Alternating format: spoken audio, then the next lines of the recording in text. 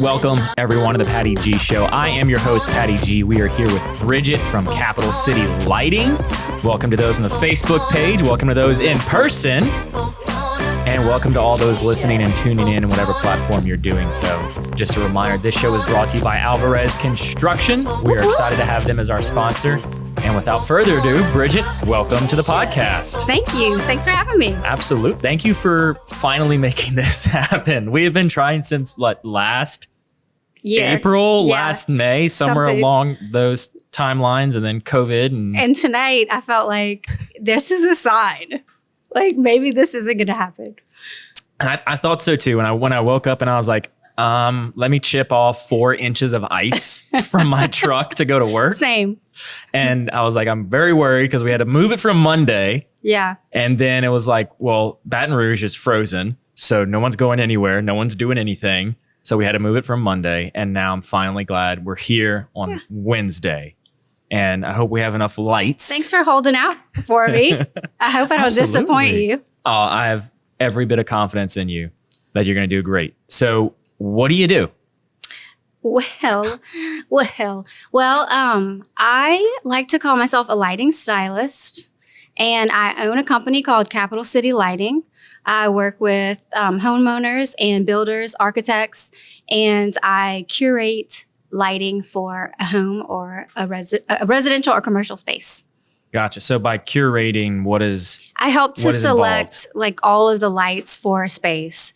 So I have over 55 lines that I work with, and I basically will meet with a homeowner, and we will select all of the lighting for like everything. And if it lights up, I sell it. I'll help select it to make sure that it all, flows together, looks good. I do like restaurants, people's houses, anything. And is it like mostly new construction, or are you coming in even for renovations and you do, what exactly are you involved in, what process? I do everything. I do renovations. I mostly do new construction because I work with a select group of builders, and they send me all their clients. So gotcha. They'll send me their clients, and then I work with them. I make them look good. I make their houses look good. I, light up their lives, basically. I love that. Light up their lives. So how did you get into lighting? What's your background? What kind of a kid were you, where you just were one day like, you know what? I want to go and light up people's lives. Well, Patrick, that's a good question. I just kind of fell into it, honestly. I was a stay-at-home mom for 13 years, and I had kids. I had 4 kids. My husband and I had 4 kids together in my 20s. I wasn't like having all these kids, alone, which is great and fine and awesome if you do that. I mean, right. But I didn't. I had my husband with me. I'm so nervous. Hold on.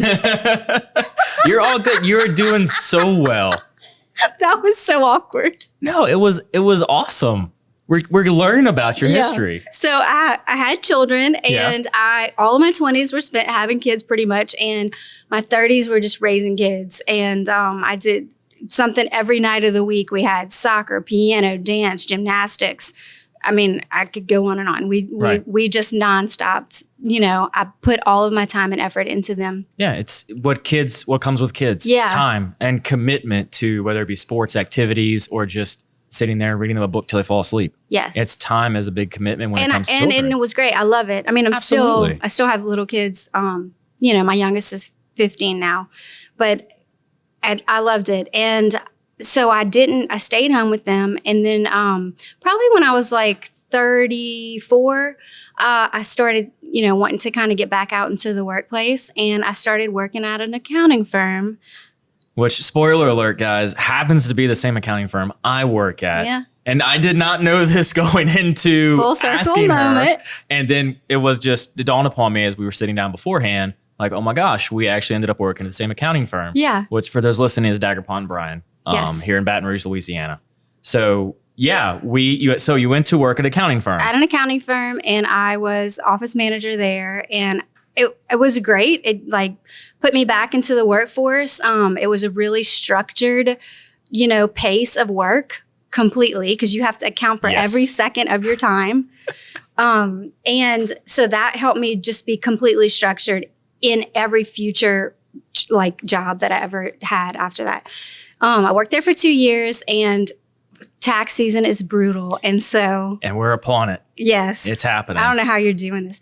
I was thinking about that, but it's okay. It's only 120 hours every 2 weeks. It's fine. It's a lot, but I just didn't want to do that anymore with the kids. And so I went to work with a friend and he owned a flooring business and his name is Toby Corville.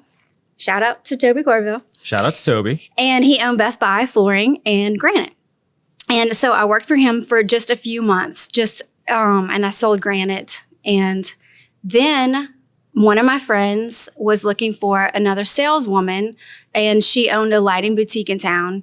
And I decided I wanted to go and work just like part-time, and it was better for me to do that with the kids and stuff. So I went and worked for her, and I just, it was just a part-time job. I worked a few hours a week. And I just really kind of fell in love with it. I've always been into design and fashion, and the lighting was just dressing up your home, basically. I learned as much as I could. At this boutique, we had like walk-ins that would come in just to buy a couple fixtures off the showroom floor. And I started learning about the lighting world and that people are buying a whole package of lighting for their house. And I wanted to sell them that entire package of lighting. So by package, you mean like multiple fixtures? The whole thing. Okay. When you're building a house, like you need every room that needs a decorative fixture. You need can lights. You need a doorbell. You need the panels in your garage. You need floodlights. And they want to do it at like one place. One place. And I couldn't do that. So I started to open with lines that had everything that I needed. So I could get that whole lighting allowance that the builder gives to a client. And within 2 years, I was working full time and I was working overtime. And I stayed there for 5 years and I worked really, really hard. When I went on vacation, I was putting together lighting packages, on vacation. Yeah. And that's the behind the scenes that when people look at a successful business, they look at a successful person, they don't see the behind the scenes of you're on vacation with your family at the beach. They're all down at the water and you're up in the condo, working still. Yeah. You're emailing clients, picking up fixtures, I'm sure. And that is part of what makes an entrepreneur, that willingness to work beyond the 9 to 5, to put in that extra effort, to go on and go out and go out of their way to make sure the client and the customer is happy. Yes, exactly. Like every one of my clients had my cell phone. They could text me and they did, and they do. Sometimes I'm hesitant in the accounting world. Oh, that's a different story. This is like when people have real lighting emergencies, Patrick. This is true. All right, this is true. Real emergencies. Yeah, these are real emergencies. So people need things and I'm available. I'm available to, They're building their home, right? Yeah. We become friends most of the time. We're texting. You spend enough time together. Yeah. So I just, was working really hard there. And I got to a point where I thought like, I would like to do this for myself. And, it was just kind of a little dream and a seed. And I started thinking about it. How would I do this? And just being open to the universe, like putting it out there. Like, I want to do this, like bring it to me. And, which is a big, like audacious step to take, or even a mental note to have is I want to go and do what I'm doing now, but for myself. Yeah. That's a big thought to have because not everybody does that. Not everybody, they just go, I'm going to work more. But having that extra step really kicks in the entrepreneurial spirit of, no. I want more. I want to do this for me. Oh, yes. I totally wanted to do it for me. And I wanted to do different things that I had the say over. I wanted to run my own show and I had a lot of ideas that I was excited about. Yeah. And so. And that's why I define entrepreneurship as a mindset. not just owning your own business. I would have to agree with you. Yeah, because I mean, it strives and it pushes people to own their own businesses, and the majority part of the time they do. But it's the mindset of, I want to do something more and I want to do something for myself. Mm-hmm. That's entrepreneurship. Yeah. I just like, for me, knowing other entrepreneurs, I would have to agree. Like, I think that's something we all have in common. Right. As like what with what you're wearing. Yes. I was told to ask this question. You're not supposed to say that. I was not told to ask this question. You're supposed to say, who are you wearing? Who are you wearing? Wanderlust by Abby. Another local Baton Rouge company, right? Female entrepreneur. Female entrepreneur. A future guest of the Patty G Show, hopefully. Cheers. Cheers to that. So you got into this role of wanting to do something for yourself, wanting to go beyond the 9-to-5, beyond what the business had in sight for you. Yes. And what was that next step? So I had really launched their whole social media. I started an Instagram account. I brought, like, they had like 50 followers, and I, I knew social media was big. And so I put It is. I put a lot of effort into that and grew that. And I knew that when I would leave, which I knew I was going to leave, I knew it. I knew that when I would leave, that I wouldn't be able to take that with me. And so I started a social media account called This Little Light of Mine. And I started writing a blog and a lighting blog, and just writing like a lifestyle lighting blog, and gaining followers, preparing for, like, I didn't know how I was going to leave or when I was going to leave, but I was preparing for it, and just started this whole, Instagram account and blog with that in mind, and just kind of like praying about it, really, like, like divine intervention, like, please help me to lead me to where I need to go. Yeah. And so probably about 2 or 3 months into my blog, and really I put a lot more into the Instagram account. One of my the friend that I had worked for doing granite, he was closing down his location, selling his location, rebranding into a boutique business. And he called me and said, come work with me. We'll partner. We'll bring in lighting, and we'll be partners.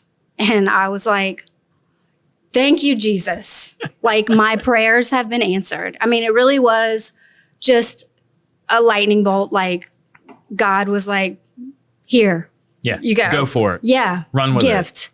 And so I was, it was a tough thing to leave where I was, because they were, you become close to people. Yeah, you have that attachment. I mean, you spend, when you count out the hours, you probably spend more time at work than you do at home with your family. Absolutely. And it becomes your work family. And I had a lot of clients there that, identified me with this business. And so leaving was traumatic for everybody, me included. Clients get attached to who they work with day in and day out. Yeah.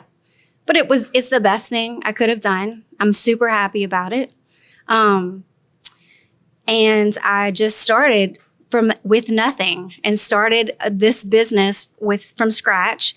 I had to call to get, started with lines, which was kind of a tough thing, because a lot of lines are protected. The lighting world is very, I don't know. It's very like, you can't open with this line if this person has it, or, and I want to get into some more nitty gritty of that. So you say the lighting world is protected. Yes. What do you mean by protected? Like, is it not a monopoly, but is it like you can't get into certain vendors, or what exactly are you implying? Yeah. So certain vendors, like if a lighting store has this vendor, they definitely want to not anyone else to have it. And so, all of these lines that I worked with and sold a good bit of, and knew all about their, styles and everything, I kind of had hit some glitches with opening lines, because there were lighting showrooms in the area that did not want another lighting showroom to open up. Yeah. So it's very tricky to open up with lines. And when I was when I was working before I opened Capital City Lighting, it took me 5 years to open about 40 lines. And within a year of opening Capital City Lighting, I opened 50 lines in 1 year. Wow. Yeah. And I don't have any yeah, clap for that. That's awesome, guys. That's awesome. So I don't have any perspective of the lighting world, but 50 is a significant number. A lot. Like that's a lot to make happen. It's a big deal. It's a lot of accounting work because there are minimums that you have to reach, and like you don't have the capital maybe to open with a $15,000 lighting line and 50 of them. And so you really have to play your cards right. Like I had a lot of dedicated clients, and I've gained a lot of clients. And I would like show them stuff from a certain line and get enough, maybe like half of my order to be able to open with that line. And then, buy the rest in like stock. Right. Because when you look at the type of work you're doing, the type of construction you're doing, it's new construction, which on a lot of the times takes a while to get paid. It's not like you're going in and saying, okay, I need 2 lighting, like we're about to do a kitchen remodel, right? Yeah. And so it's like, all right, we want, 6 can lights and 2 lights above our island or whatever the case may be. And that's going to be done like that. It's going to be done in a month, maybe. Yeah. But when you're doing new construction, it's going to take a while. And if you're as a young business just getting started, you don't have all that cash. You don't have all that capital, that liquidity that you need to go forth and actually pay all these invoices. Right. So then your terms with your vendors start catching up, and your terms to your payees, your payors aren't there. And so it's a delicate balance. It is. And I mean, it's just kind of been magic because it's all worked out and amazing. So you're saying it was meant to be. It's meant to be. Obviously, I have a wonderful partner that supported me. I wouldn't have been able to do this without Toby and his wife, Angie. They really provided the collateral for me to get started. But all my bills are paid. Yeah, which is incredible. For how long have y'all been in business? We opened in the end of August of 2019. Right. So y'all are coming up on 1.5 years, really. Yeah. So to have started 1.5 years ago and be where you are today is an amazing success story, not only for you, but for the Baton Rouge economy and the Baton Rouge area. Yeah. Saying, guys, look, or people, y'all can come in, build a business from scratch and not have any of these connections, have those barriers, have those walls, and you can break through them in 1.5 years. It's incredible. It is. Well, thanks. I think it's incredible. When I stop to think, I haven't stopped to really think about it much because I just go. Yeah.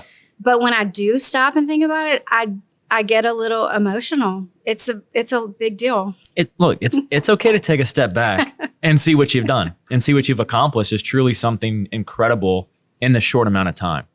It's almost one of those like unicorn stories, right? It's like you get this business started and then it blows up and it's incredible. And it's here locally. Yeah. Which is also exciting to see that someone's able to do something like that. So I want to get into your blog. Okay. Because tomorrow I'm going to be talking about blogs with Brian Haldane on Talk 107.3. Okay. And blogs from a business perspective, from a business standpoint and writing one and creating one. I see, immense value in that. Why did you initially start with a blog while you were still working for the other company? Well, I probably initially started because I do enjoy writing. And I always have. I was thinking about being an English major for a little while. And I was told by many of my professors, like, are you majoring in English? And I was like, no, it's not. I'm not going to make any money. But I really enjoy writing. I always have. So that's probably why I started in blogging. And then I learned a lot more about it, why it's so important. I don't want to take away your questions. I feel like I'm talking the whole time. Go. Yeah, okay. Someone commented a unicorn emoji and it threw me off. Okay. From a business perspective, it's really important. And a lot of this, I don't quite understand, but I do enough. Because whenever you write a blog, it's all about search engine optimization. SEO. SEO in the techie world. And so all the things that you put in your blog help people find you when they're searching for something. You'll pop up more. Right. And so that's why it's important for businesses. Yeah, 100%. For a quick crash course for SEO and search engine optimization, the more text you have, whether it be associated with an image, a product, or a web page, the search engines are better able to scan and go through that website. They're able to scan and go through the actual web page and find what they're looking for. So somebody in Google, think about it, when you Google something or you search for something, you type it out and it's in a text. Well, that search bot is going to take that text and apply it to whatever they can. And the best results that pop up is what they're going to bring you to. So if you've got a blog with thousands and thousands and thousands of words, and if that bot searches through the blog and finds what they need, then you're going to pop up. Yeah. Which is why I tag like everybody in my blog. I tag their like, whenever I'm writing a certain, which I haven't written in a while because I've been really busy, but I will soon enough. Or not. I'll do whatever I want, Patrick. That's right. Do what you want. Do what I want. To quote Jordan Heffler, do what you want. But so that's why I tag everybody because that helps too. I've heard. Yeah. On social accounts, it's to be seen, you first have to be known. And if you're not known, you have to tag those that are known. Well, like I link everyone in my blog. That way, when they're searching, like say they're searching for a certain builder, and if I've linked them, well, then I'll pop up. And so I'm kind of like tagging off of people, and that's what everybody does. It's okay. It's not cheating. It's leverage. Yeah. It's leveraging the audience that others have in order to build the audience that you want. Yeah. It's smart. Okay. I feel like I'm cheating, but I'm not. I'm not cheating. It's not cheating. It's playing strategic move. So you started the blog, This Little Light of Mine. Yes. And is that still correlated with the actual company? Yeah, I'm keeping that alive because that was my seed. That's where I was born, and I still have my Instagram going. I try to make This Little Light of Mine more personal than my Capital City Lighting page, which is at C City Lighting on Instagram. Hit them up. They'll be tagged in all the show notes for those listening to this. And but This Little Light of Mine is a little more personal and like, not. I mean, C City Lighting isn't super duper like stiff and professional, but I try to be just real personal so people can connect with me. They want to work with me. I'm fun, but it showcases your brand. Yeah. As you, as Bridget. Yes. Yeah. Which needs to happen with a company like yours, that you're so much in the face of it. Yeah. That you're leading this brand, this company. People want to know who they're working with. If you're essentially a designer. You're designing the lighting in their home. They want to know who that designer is and will they work with them. Yeah, and I think it's mostly women that are the buyers, and I think that they, if you're fun, women know a fun girl. And they want to work with them. That's very true. My whole kitchen remodel is being driven by my wife. Yeah, exactly. Exactly. It's her and my sister-in-law who's the interior designer. Like that's who it is, and that's what happens. Yeah. And so having that blog, really, especially the personal side of the blog, really puts yourself out there. Yeah, it's scary. It's a little scary to do that, but I'm okay with it by now. Good. I hope so. I mean, we're here doing something specifically about you, so I hope you're okay with putting yourself out there. It is a little scary to put yourself out there at first, It is. But it's okay. It's okay. I'm used to it now. Good. And that's what every entrepreneur that's building a business needs to be able to put themselves out there. They need to be able to go out and talk about their brand, their company, their product, their service, whatever it is they're doing. They have to be able to communicate it to those who want to be either a consumer, a purchaser, or an actual business associate. Well, you kind of have to build a connection with people before they actually connect with you. Like it's so that's all I try to do every day. I try to speak directly to that person whenever I'm making a post or doing, writing my blog. I just want to hang out with you and let's pick out some lights and give me some money. That's right. And so where is your showroom? I'm at 6951 Exchequer, and it's off of Industrialplex Boulevard. And it's just, a quaint showroom. It's beautiful inside. I've had a lot to do with helping to make it, really cozy. And that's where we are. Yeah. And I work by appointment only because I've gotten like super busy within the last, 6 months, but especially the last January has been wild for me. I set a big goal for myself last year. And amazingly, I reached it and my friends were excited for me. And in this January, I met 1/4 of what I did last year in 1 month. Wow. So That's incredible. My husband's kind of like misses me a little bit. I'm like up all night working. But I mean, I really love it. Yeah. And that's a whole nother, so there's two different avenues I want to go down there from that line of, of statements. Is one, what COVID brought to the renovation industry and what COVID brought to the new construction industry. Mm-hmm. People had to spend so much time at home. Yeah. They realized they didn't actually like their home and they wanted to renovate it. Right. And so that made all the constructions, the renovation business just boom. Because people are like, I want to change it up. Well, also people couldn't travel. Yeah, they couldn't travel, so they're not spending money on travel. They're not traveling, so they want to make like their outdoor kitchen an oasis. Like this is our vacation this year. Yeah, our vacation is redoing our kitchen, honey. And I mean, I got some business like that, but honestly, the construction industry it's just really been it's been amazing. I mean, we faced like lumber prices are at an all-time high. Yeah. Insane. And a lot of people have been holding off on their building projects because of that. I've been busy more so with more of the custom homes. This past year, I've done some renovation projects, but I would say the bulk of my work has been from new construction, like the more custom houses. And I guess it's people that it hasn't affected, like they've had the expendable income, to spend. And like good for them, yes, and good for me. I'm not there yet, but I will be. That's right. Working there every day, which brings into the next part of the conversation is the sacrifices that have to be made by entrepreneurs, mm-hmm. especially when it comes to their family life.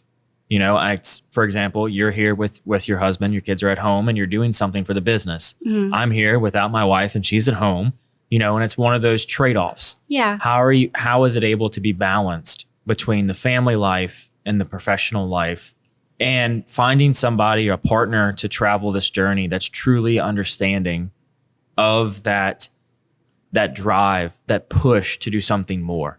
My wife's an engineer. Yeah. She likes what she does, and is he an engineer as well? My husband's an engineer. Why am I finding this is all too common happening? I'm interviewing somebody and the spouse is an engineer, whether it be the wife, the husband. I'm like, are engineers and entrepreneurs? Is that a good match? Is that a good pair? I think so. You think so? Yeah. Okay. I mean, he's very, he's super supportive. He's very proud of me. I mean, he's seen my journey from being, a stay-at-home mom, raising our kids, to like now I'm running a business every evening. I'm doing things. I'm out in the community. I think, and I guess, I don't know. He's just really supportive. My kids are older now too. So my oldest is 22 and I have 4 children, 22, 20, 16, and almost 15. And so, they're at home, but the time I spend with them is quality, and they really don't want to spend, like they're at the age where they're like, Mom, leave me alone. Yeah, leave me alone. Yeah. So the time that we have together is super quality time. And we have a great relationship. Yeah. With each one of them. They're just great kids. It all couldn't have happened at a more perfect time in my life, in a more perfect way. Yeah, 100%. And that's kind of what I go back to as well, is the quality of the time you spend with them. Mm-hmm. If you're at home all day, you might pull out your phone 60% of the time and you're going to play on your phone, and you both will be. Just because that's what society and what we've come to is that, our phones is our getaway, our escape. But when you're at home, it's like, okay, I know for me personally, it's like when I'm at home, I'm very intentional with my time. And it's like when I'm at home, my phone is away. I'm not working. I'm not plugging into anything. It's you, me, one-on-one time. And for you, I'm sure it's the same thing with your kids, like that quality time, like, hey, tell me about your day, tell me about this, tell me about that. And as you put those distractions aside for that short while that you have, because you know how valuable it is. Yeah, and our sound guys love all the sirens that run by. I'm not saying like I'm perfect, but nobody is. Right. I do think that the time I spend with my kids is quality time. I do often have mother's guilt, like, which like is normal and everyone has. Absolutely. And I just know that because I've been doing this for a long time, this whole motherhood thing. But my kid, like anytime I brought it up to my kids, because we're really open, they're like, Mom, no, Mom, we love you. You're doing great. You're not don't feel bad. I mean, they're like my cheerleader. They mom me, Mm-hmm. So I think it's just it is a delicate balance, but I think being mindful is the biggest, is the number one thing. Yeah. Mindful of their needs, your needs, and that open line of communication. Mm-hmm. My motto is you can never communicate enough. You may think you're over communicating, but I think you're just getting to that point of talking enough about it. Yeah, well, I don't know how good of a communicator I am. I'm sure you communicate very well. I mean, yeah, I don't know. We'll see. So, but outside of your business and outside of the blog and everything, you also do something else in the community. The baby cakes. What is that? What is it? For those that aren't aware. Well, it's a sisterhood shrouded in secrecy, so I can't talk about it. Yeah, sisterhood shrouded in secrecy. All right, moving on to the next questions. I'm kidding. It's a group of women that just adore each other, and we get together during Mardi Gras to dance in the street, and we do a couple parades every year. We didn't get to do it this year, but and then everyone has just formed, some of my best friends are baby cakes, and 2 of them are here tonight. What? I love it. I didn't know that. Now I'm in. Yeah. And I'm sure several are watching. Of course. Because they couldn't make it. They texted me and they couldn't make it. Because the weather's bad. Yeah. For those listening like a week away from now or whenever you're listening to this, right now in Louisiana, it's like 32 degrees outside, 31 degrees. Yeah, which is considered warm from the last 2 days because it was... Right. The last day was like 17 or 18. Yeah. So if you're not from Louisiana, this is the longest period of time that we have been below freezing in the last 40 years. Wow. So I was watching the weather, and they said the last time we had a freeze spell of this length was in the 80s. Oh, wow. I was around. I mean, we're like what, 3 days, coming up on 3 days of nonstop freeze. Like Sunday we went into the freeze at midnight, and like Monday freeze, Tuesday freeze. Yeah. Today we barely got above 32. We're at 34 when I left this afternoon. And then it's going right back down this weekend. It's been a little stressful, I'm sure, for everyone. But also, I mean, the beauty in it, like stuff we don't normally get to see, like the trees. What is snow? Yes. I mean, we didn't really get too much snow, but like the trees that are all frozen are just beautiful, Yeah. We in Louisiana and Baton Rouge, we don't have this particular winter wonderland time. No. And especially in February. No. And I know it's dangerous. Like we have 2 big oak trees that we're like worried about, but it's like just appreciating the beauty and everything is fun to do. 100%, and we've been forced to get it home and taking it back to the business world of freezes and COVIDs and lockdown. Mm-hmm. We've had to get creative. So if you had to do anything creative to get around the pandemic, the cold weather, to make sure that your business is thriving and growing during this time.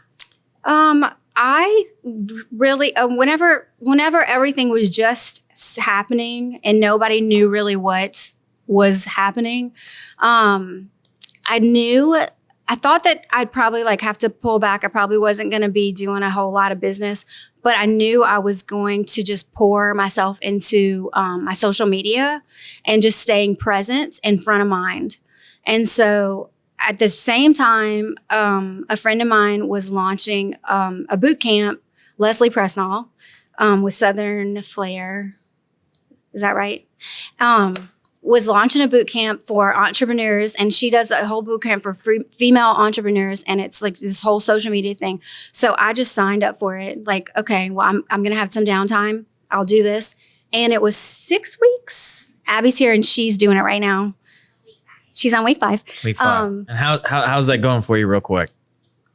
It's actually going very well. She's teaching me a lot of things I didn't even think about. Love it. Well, and you see, like, I needed it, and then you would think, like, someone like Abby probably wouldn't need it because she's already an amazing success story. She's Wanderlust by Abby. But look at her doing it and, like, raising her game. So, I mean, anybody, it would be good for anyone. Yeah. So I signed up for this, and you had like homework every night, and it was really good. So it made me like, I learned a lot about just social media, different things. And I just put a lot into my social media thinking I would be slow. And I ended up being very busy. And because people were seeing me, I got so many clients from social media. They were like, normally it's like a builder sends in a client. It was like the client would find me and they would contact me on Instagram or Facebook, and they were building a house, and it was all like really nice houses. So, they had nice budgets. It was really good for my business. And I was busier than I thought I'd be. And so I was up late working, doing my homework. Because I didn't want to get in trouble with Leslie. I didn't want her to be like, you're going to do the lesson. Yeah, I mean, you're on a boot camp too. I mean, and I was paying for it, That's right. I needed to get my money's worth. So I really, I did it. And you get to meet all these other awesome women that are living the life you're living, like trying to figure things out, what works, staying up late, burning the midnight oil. I almost said grind in the midnight oil. Grind and burn. It's all the same thing. Whatever. Yeah. But anyway, so it was just, and it's networking. It's like, it's a good thing. Yeah. So I did that. The key to every successful entrepreneur is knowing how to ensure that your customers are taken care of, but also networking to grow the business. Yeah. Which is another delicate balance. It is. And when I went to LSU, I didn't take the classic focus on studies route, nor the classic focus on partying route. I took the focus on networking route. Oh, okay. Which is an abnormal route. Yeah. Because it's like, oh, you're either here to learn, you're either here to party. And I was like, no, I'm here to network, to find those in the same level as me. And it was like a group of like 10 of us. It was a very small group, but we were able to grow and network and make connections that have now lasted well beyond that and well into the professional world. Yeah, I was going to ask you if you still. Oh, absolutely. Yeah. I've had a handful of them on the show, just because they're doing great things in the professional world. But aside from, the networking and everything with social media, especially with your brand and your business, you have to display what you do. Yeah. Right? Yes. And so like within Instagram or Facebook or Twitter or whatever social platform you're on, each one is different and each one has a different audience. And so how are you able to kind of plan and strategize your week within the social media world? Well, you probably don't expect the answer to this, but I don't really plan it out. I know I'm supposed to, but I like to just fly by the seat of my pants and do what I feel. And so every morning I wake up at like 6:30 and I will kind of see sometimes the day before I'll get an idea, but I just kind of think about what I'm going to post that day and I do it that day. Yeah. I'm the same way. I look at the content and I see what I've got in my bucket and I'm like, hey, what looks good? Yeah. And what do I want? What am I feeling today? I keep I have like a folder of stuff that I keep, pictures and stuff, but most of the time it's like in the moment. I like to live in the moment. Yeah. I love that. Like living in the moment, but planning. I am planning a planner. The moment you live in. Yeah. Plan the moment that you're living in. That doesn't make sense. Be prepared. Be prepared for the moment. Okay. Yeah, I like to be prepared. That's a better. Okay. I like to be prepared, but I also like to live on the edge, which kind of makes me a unicorn. Back to that unicorn emoji. I love it. And so like, but within social media, people kind of see it as just this personal absorption of content. Mm-hmm. But for businesses and entrepreneurs, it's a way to get your brand in front of however many people are going to see it. So it's your way of free advertisement, basically. Yeah. It's You, amazing. you've got brands like, for example, on TikTok. TikTok is one of those platforms that's still considered young and still has the reach that an early 2000s Facebook has because the algorithm hasn't messed everything up. So within that, though, brands have created everything to say, hey, how can we reach the most audience members? And social media is the same way for everybody. So like, are you looking to say, how do we meet our customers? How do we meet our clientele? Or is it just, I'm going to post what I feel? I post what I feel.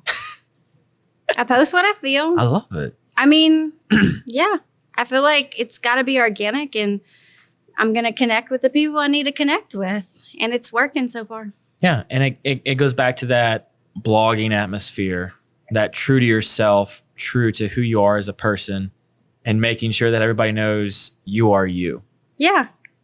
I'm really genuine. I try to be really genuine with my clients.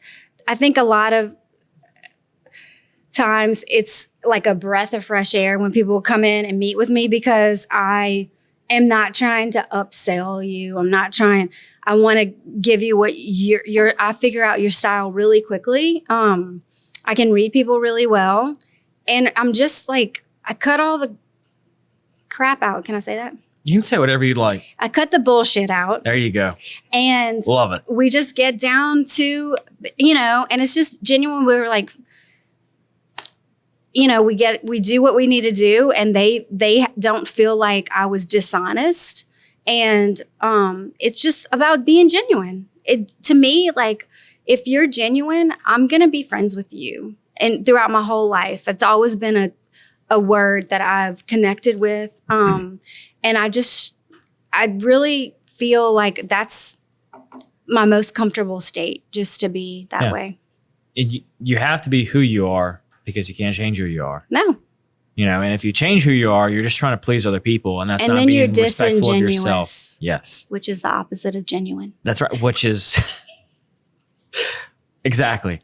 So I told you I get sassy. I love it. Hey, bring it on. Bring it on. I'm all about it. But we are getting towards kind of the end segment of the show. Okay. Golly. Feels like we just started. I know. And that's the beauty of it, right? So what are some lessons that you've gathered along the way from working for somebody, working for an accounting firm? I mean, that's a whole different ballgame. And then going and working for yourself. Well, I told you, like, working at the accounting firm really taught me just how to be super structured with my day. And like lists and like planning out my time. So that was a huge benefit to me, like in everything I did going forward from there. And I am very organized, but also very creative, which does not always happen together at all. So that was a lesson. That was great. Another lesson is don't be afraid. Like today, like being nervous, like I just channel that into excitement. Just do it. Like, I don't know. Help me out. Yeah. What else? Tell me what I've learned. The don't be afraid part is huge. Yeah. Because we'll just go through it. Just keep going. You have to go through it. Whatever it is you're doing, you have to go through it. It's because it's always going to be there. You can push off and push off and push off whatever you're nervous about, whatever you're anxious about. Yeah. I'd rather just like get it over with. Yeah. Like for example, we're sitting here with, 5 of your good friends, and we're also sitting here on the flip side. You mean 15? I'm just kidding. 15. Only 5. 15. 100. There's 100 people here. But no, so you're sitting here with close friends, right? Yeah.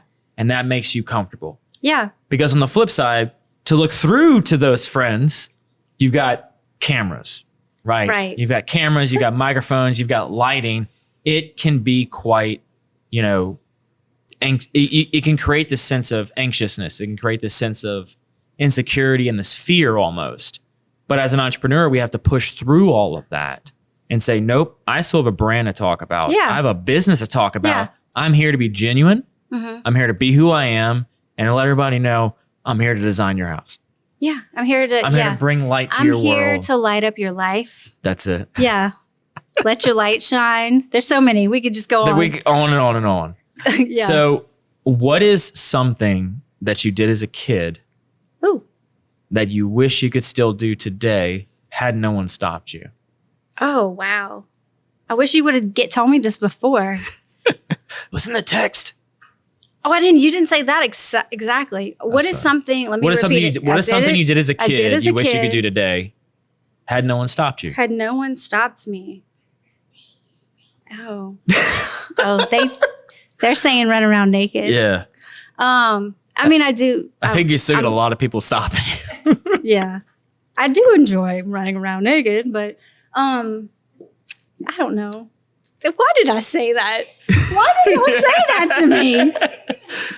Because it's genuine, right?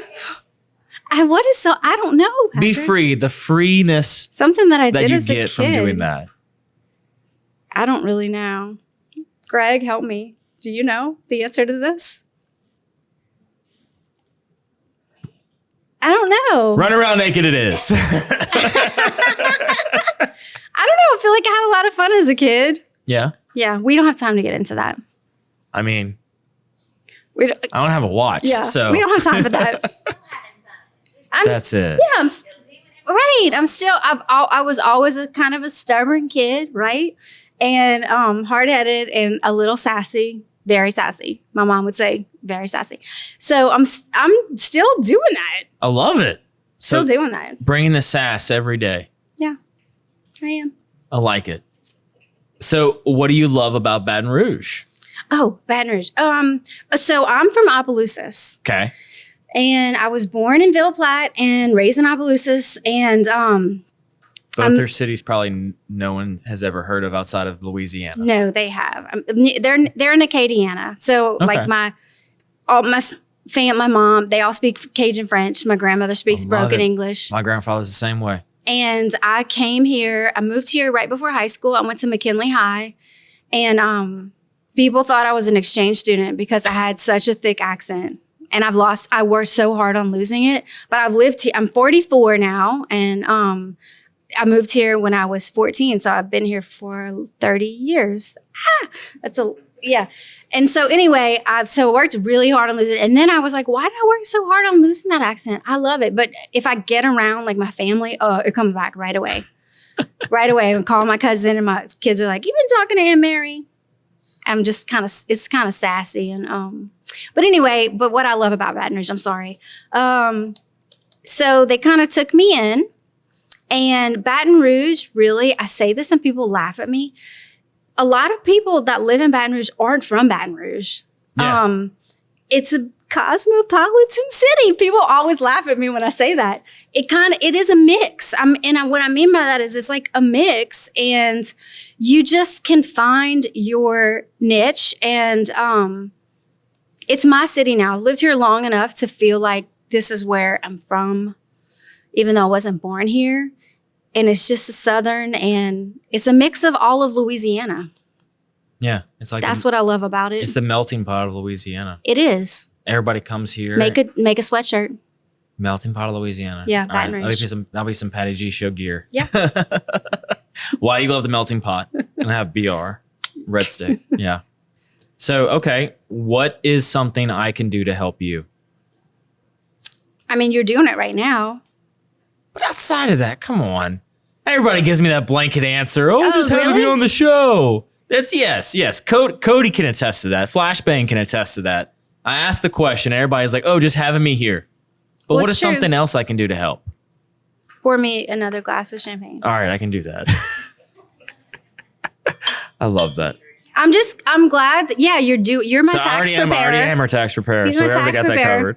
You're going to help me with that. And what else? Just, just like, if you, just knowing you, it's going to be natural. You're going to tell somebody that's building a house and one of your rich clients, you're going to tell them about me. Well, I'll definitely be sure to drop the name for certain. I don't know. I just feel like just putting this positive energy together is going to be helpful. Okay. I'll accept that. I'll take that. All right. Well, thank you so much for coming on the show, Bridget. Thanks for having me. It wasn't so bad, was it? No. See? Did I do okay? You did excellent. That's right. Give her some applause. That was incredible. No, you did superbly. Thank you. You did excellent. I know it can be a bit much whenever you have all the lights and the cameras and everything, but I think you did an excellent job. So thank you for coming on. I'm glad we were able to make this. Yes, only took us 6 months. I know. Or more. More, I think. Yeah, but through COVID and through the wintry weather, I'm glad we're able to make this happen. So thank you so very much for coming on the show, Thank Bridget. you. I would cheers, but you drank both of your beers. Oh, come on now. I'll cheers an empty glass. Cheers. And Suggestion bartender next time. all right, fine. We'll upgrade. But thank you everyone else for listening or tuning in, whether it be through the Facebook Live or through the video or the actual podcast itself. I appreciate y'all. I know the guests appreciate y'all. Thank y'all so much for listening to the latest rendition of the Patty G Show with Bridget from Capital City Lighting. I'm your host, Patty G. Thank y'all for tuning in. And just a shout out to our sponsor, Alvarez Construction. They build more than a home. They build a place to raise a family, build your dreams, and actually grow your community. Thank y'all so very much. I'm Patty G. See y'all and have a good one. Thanks.